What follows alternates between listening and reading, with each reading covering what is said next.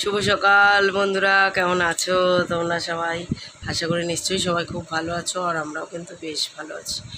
কালকে রাত্রির থেকে বৃষ্টি হচ্ছে, বৃষ্টি মনে হচ্ছে এবছর আর কমবে না, মানে হতেই আছে বৃষ্টি। এখন কোথায় ঠান্ডা পড়ে যাওয়ার কথা, বৃষ্টি বৃষ্টি লেগে রয়েছে। আর সকালে উঠে দিনের বাসি কাজকর্ম সেরে এই যে গ্রিন টি করে নিয়েছি। চলো একটু গ্রিন টি খাই। প্রচণ্ড ঠান্ডা লাগছে, সারা রাত বৃষ্টি হয়েছে।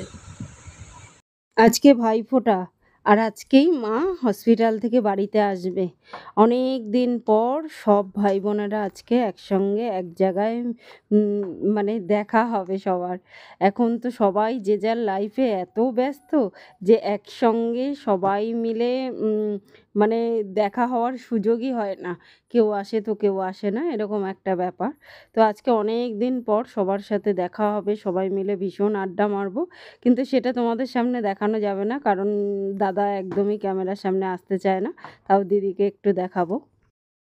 কাঁটাগুলো ভালো করে ভেজে নিচ্ছি, দেখো ভেটকি মাছের কাঁটাগুলো ভালো করে ভেজে নিয়ে তারপর রান্না করবো। তাহলে যে আসছে গন্ধ, মাছের যে আসছে গন্ধ না, ভেজে নিলে সেটা থাকবে না,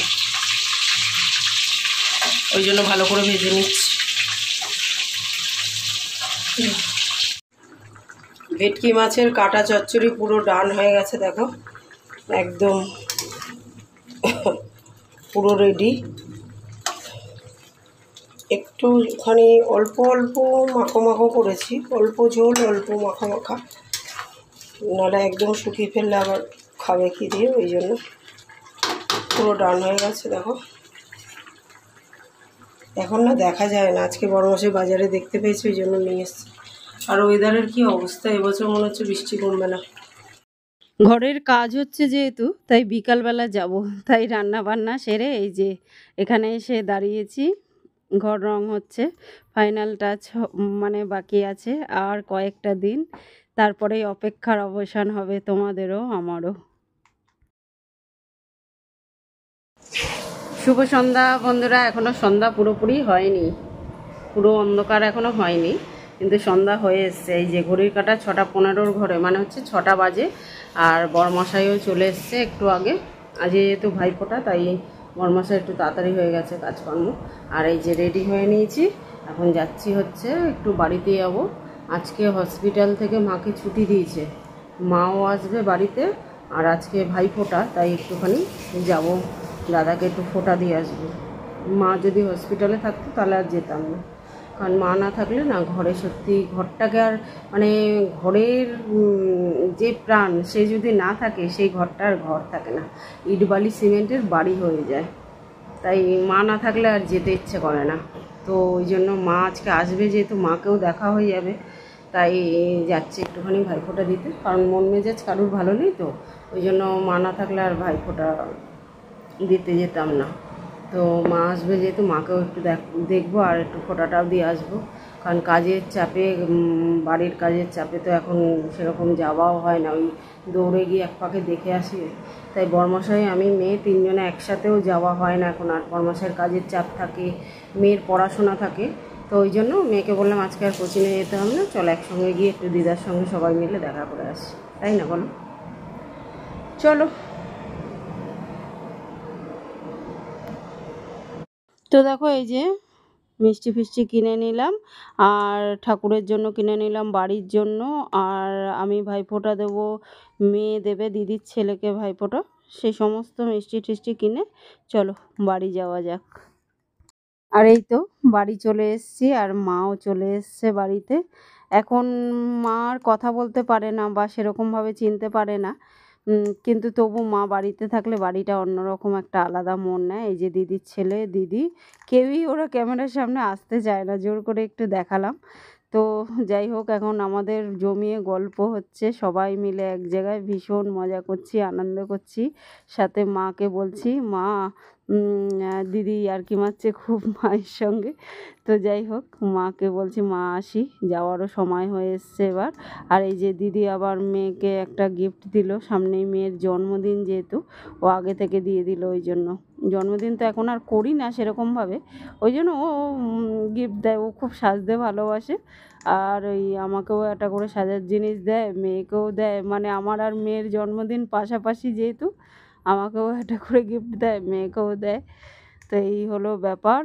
গিফট ছোট হোক বা বড় হোক, যাই হোক না কেন, গিফট গিফটই।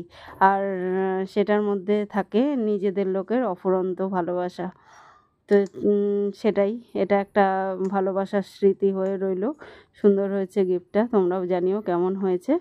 তো এখন সবাই মিলে আড্ডা মেরে আনন্দ করে তারপরে বাড়ি যাব। আর এই যে দাদা সবাইকে, আমাদের দুই বোনকে এই জিনিসগুলো দিল। আমি আর ক্লিপটা নিইনি, ক্লিপটা দিদি নিয়েছে, এই জিনিসগুলো দিল। বাড়ি গিয়ে আরেকবার দেখাবো, আর সঙ্গে টাকাও দিয়েছে।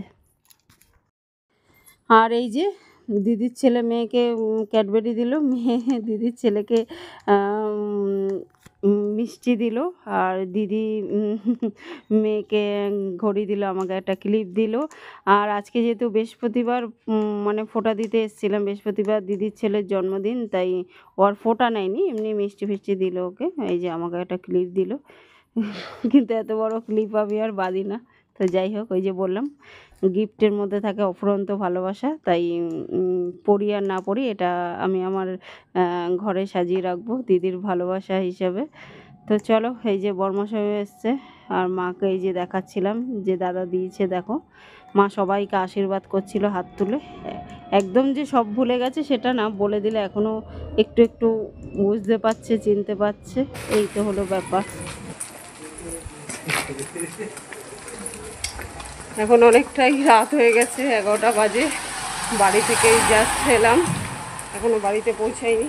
তো চলো বন্ধুরা, আজকের মতো এই পর্যন্তই। আবার দেখা হবে নতুন একটা দিনের সঙ্গে, নতুন একটা ব্লগ নিয়ে। ততক্ষণের জন্য সবাই খুব ভালো থেকো, সুস্থ থেকো। আর আমার ভিডিওগুলো ভালো লাগলে লাইক, শেয়ার, কমেন্ট করে চ্যানেলটাকে সাবস্ক্রাইব করে দিও। তো আজকের মতো গুড নাইট এভরিওয়ান, টাটা। আর দাদা রাতের ডিনারটা এই যে মিষ্টি মিষ্টি, তারপর অনেক কিছু দিয়েছে, এগুলো তোমাদের সঙ্গে কালকে কি এখন বাড়ি গিয়ে শেয়ার করব। ও শপিং মল থেকে অনেক কিছু কেনাকাটি করে, ওখান থেকে টুকটাক জিনিস কিছু নিয়ে এসছে, সেগুলো আবার আমাদের জন্য নিয়ে এসছে। চল বাড়ি গিয়ে দেখাচ্ছি। দেখো এই যে কৌটাগুলো দিয়েছে, 6টার একটা সেট আর কি। তো কি কিউট দেখো, ছোট ছোট কৌটাগুলো, মানে ছোটো ছোটো অল্প অল্প জিনিস, যেগুলো ধরো এলাচ, তারপরে লবঙ্গ, এই সমস্ত জিনিসগুলো এর মধ্যে রাখা যাবে, কর্পূর টপ্পূর। আর এটা হচ্ছে কাচের একটা শিশি, নুন টুন রাখা যাবে। এটা ছাঁকনি, আর এটা তো ঘড়িটা দেখালাম, আর ক্লিপটা, আর এই ক্রিমটা দিয়েছে দাদা।